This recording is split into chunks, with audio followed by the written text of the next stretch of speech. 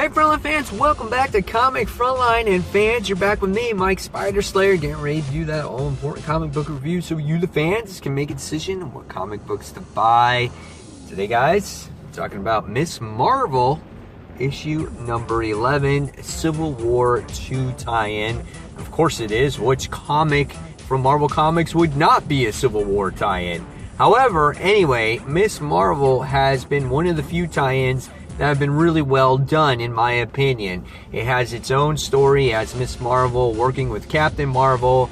And now she's coming to the realization that Captain Marvel is not right, and and she's been sacrificing a lot to work with Captain Marvel, and it continues in this actual issue. The artwork in this book is good. It's done by the original artist, Takesha Menzawa and Adrian Alfona. Part of a history that happened takes place from the original artist, and then the newer artist goes into the actual current story. And I love the artwork in Miss Marvel, especially the current art. It has a lot of facial expressions in there that I really enjoy, a lot with the eyes, even though it's a little bit cartoony. But I love Miss Marvel in general. She's so passionate on what she does, and she has such strong ethics, and I really enjoy that. But overall, the artwork is a lot of fun in this book, and I loved it. And Iron Man shows his face in here too, so great stuff. So what happened in this issue, and how does it impact the whole Civil War story? Well, in the beginning of this book, we get to see a little bit of a flashback with Bruno on how he was working on her gauntlets. And if you read the last issue, Bruno was severely injured planting like this bomb against the door to try to, I guess, release some of the civilians that were captured or whatnot. I forgot exactly what happened, but he wound up getting in this explosion. He's in the hospital, and he's recovering, and you're not sure if he's actually going to live or not, because at the end of the last issue, he was flatlining.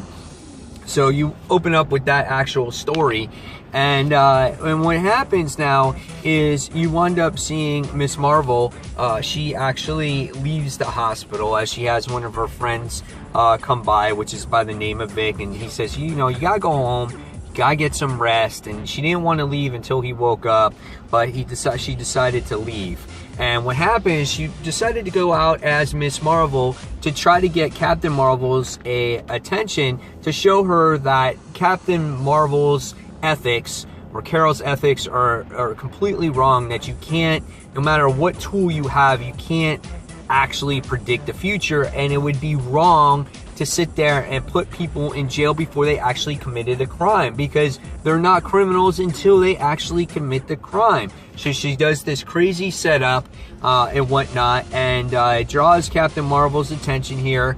She winds up fighting her little cadet person that she teamed up with before, and then all of a sudden you see Iron Man show up, and she tries to work it out between all of them, and it just blows up in her face. The person that she idolizes and became a hero from no longer wants to work with her. She kind of takes off. Her and Iron Man walk off together. They're going to eat a gyro and some fries, and it's funny because there's a message in this book.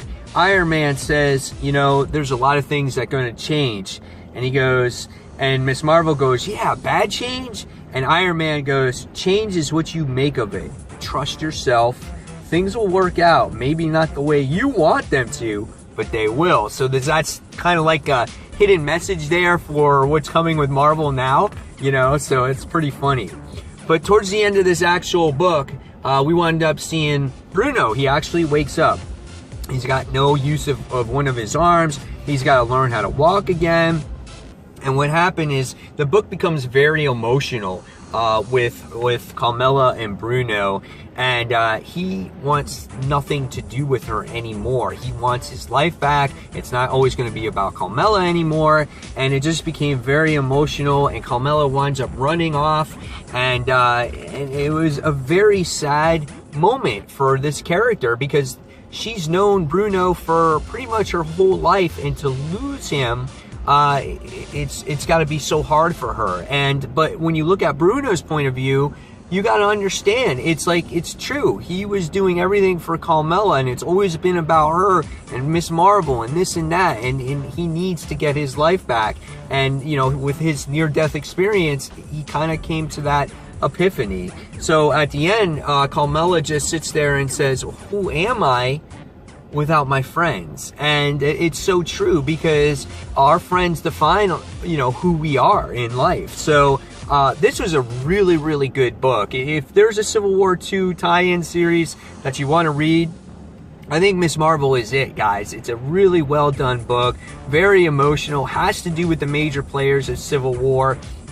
This is great because of Captain Marvel, Carol, she is losing everything that she has. And now, it's just going to look like in the future that Miss Marvel and Captain Marvel are you know, eventually going to wind up hating each other all together. So it's going to be interesting to see how Carmella stands out now. And does she, you know, change her name, or did she stand for her own character? Like, it will be interesting to see the ramifications of this in the future. So really great book, guys. I give this one probably about a 4.5 out of 5 stars. Really emotional.